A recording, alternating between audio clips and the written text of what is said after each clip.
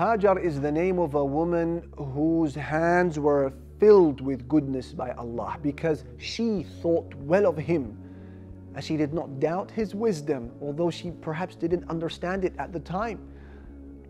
Prophet Ibrahim took Hajar being the mother of his son Ismail, to Mecca. They arrived, and he left her with a small bag of dates and a small container of water.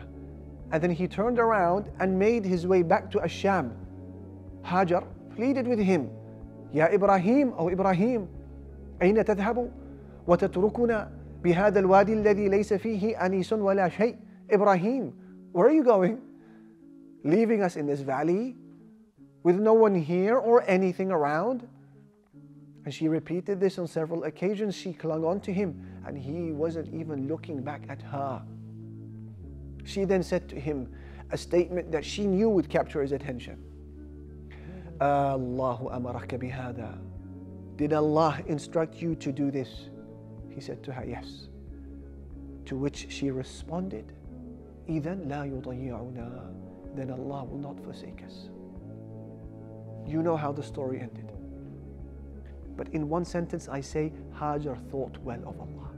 So what did he do for her? Count with me. Number one, the water well of Zamzam was made to gush from beneath the feet of the baby that she was just a few moments ago fearing his death. And now this is a water source of life for millions of people who continue to drink from it till this day. Number two, fruits would be delivered to her. Despite being in the middle of a barren desert, fruits were delivered to her. They would come to her.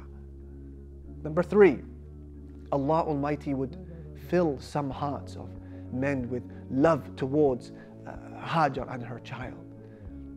And so as a result, tribes made their way to her.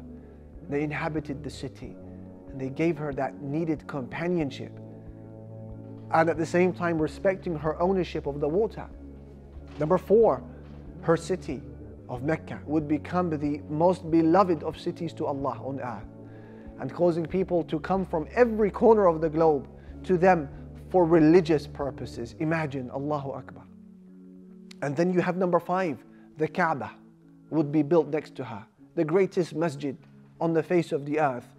Number six, Allah would decree that parts of Hajj would be made in tribute to her. So you've got presidents and kings and generals and scholars, warriors, whatever they may be, Muslims from all over the world are obligated to move from Mount Safa and Marwa. As part of their pilgrimage, they follow the footsteps of a woman who was desperately searching for water for her child in a desert. Hajar was weak. Yes, she was lonely. Yes, she was penniless.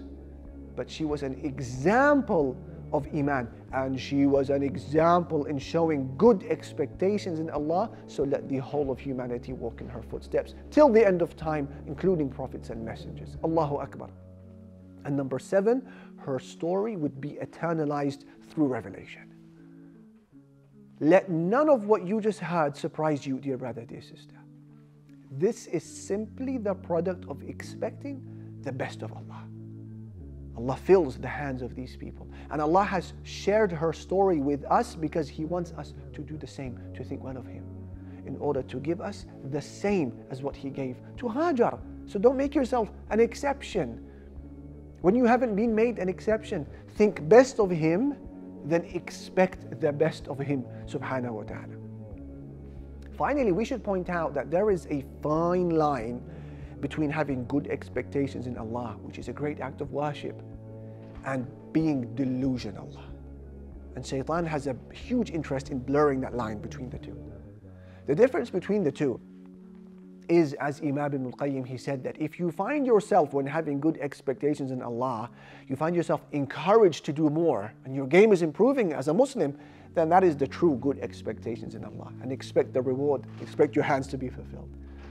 If, however, you're being encouraged to relax in your religious commitment, to find shortcuts, to justify your sins, to procrastinate and delay,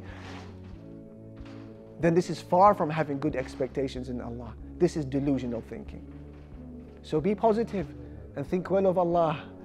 And when in doubt, remember that the sea that Prophet Musa crossed did not drown him.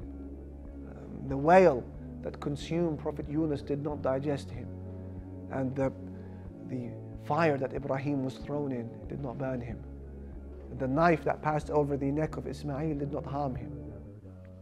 فَمَا ظَنُّكُمْ بِرَبِّ الْعَالَمِينَ. What are your thoughts, therefore, about the Lord of the worlds? Expect the best in Allah Almighty, and He will be to you just as you expect of Him.